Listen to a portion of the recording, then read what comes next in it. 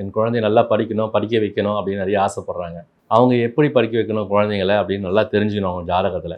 ஒருத்தருக்கு பேசிக் படிப்பு வந்து லக்னத்துக்கு 2ஆம் இடம் தான் பேசிக் படிப்பு, 4ஆம் இடம் +1 +2, 9ஆம் இடம் டிகிரி. இந்த லக்னத்துக்கு எந்த 2ஆம் இடம் 4ஆம் இடம்லாம் கெட்டு போயிருக்கா, நீச்சமாக இருக்கா, அதுக்கு உண்டான தெய்வத்தை வணங்கினீங்கன்னா பிள்ளைகளை வந்து நல்ல படிக்கலாம். படிப்புக்குடைய ஒரு தெய்வம் வந்து பார்த்தீங்கன்னா இந்த லக்னத்துக்கு பேசிக் படிப்பு அப்படின்னு பார்த்தீங்கன்னா 4ஆம் இடத்தை தான் நம்ம மெயினாக பார்ப்போம். 2, 4 அப்புறம் 9ஆம் இடம். இந்த லக்னத்து கிரகங்கள் எங்கே இருக்குது, கெட்டு இருக்கா, மறைஞ்சிருக்கா, நீச்சமாக இருக்கா அப்படின்னு பார்க்கணும். சில இப்போ லக்னத்திலே புதன் இருந்தால் நல்லா படிப்பாங்க, புதன் மறைந்து இருந்தாலும் படிப்பாங்க, நல்லா படிப்பாங்க, நல்ல அறிவு இருக்கும், புத்தி கூர்மை இருக்கும், எல்லாமே இருக்கும். புதன் வந்து படிப்புக்குரியவர் குரு புதன்.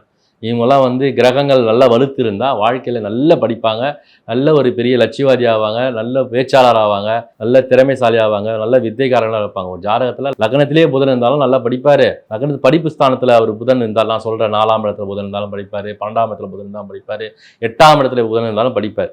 மறைந்த புதனுக்கு மறைவு கிடையாது. மறைந்த புதன் நிறைந்த அறிவு, நிறைந்த செல்வம் அப்படின்னு சொல்லக்கூடியது. பெற்றோர்கள் அனைவரும் அவரோட ஜாதகத்தில் புதன் எந்த நிலையில் இருக்கார், குரு எந்த நிலையில் இருக்கார் நிச்சயமா பார்க்கணும். அதுக்கு உண்டான இடங்களில் அதுக்கு உண்டான படிப்பு ஸ்தானத்தை பார்க்கணும். பார்த்தாதான் அவங்க என்ன முறையான துறையில் படிப்பாங்க, எந்த துறையில் படித்தா அவங்க வாழ்க்கையில் பெரிய வெற்றி அடைவாங்க, சாதிப்பாங்கன்றது அது கண்டிப்பாக நீங்கள் எல்லாருமே தெரிஞ்சுக்கணும். மேலும் விவரங்கள் இதை பற்றி இன்னும் நீங்கள் நல்லா தெரிஞ்சுக்கணுன்னா ஸ்க்ரீனில் தெரிய நம்பருக்கு என்னை கான்டாக்ட் பண்ணுங்கள். உங்களுக்கு அதன் விளக்கங்கள் நிச்சயமாக தருகிறேன்.